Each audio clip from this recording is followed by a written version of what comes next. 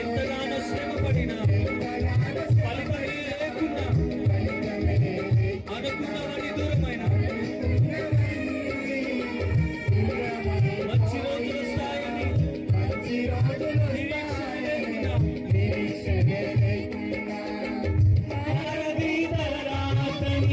దిగులు పడుకుమా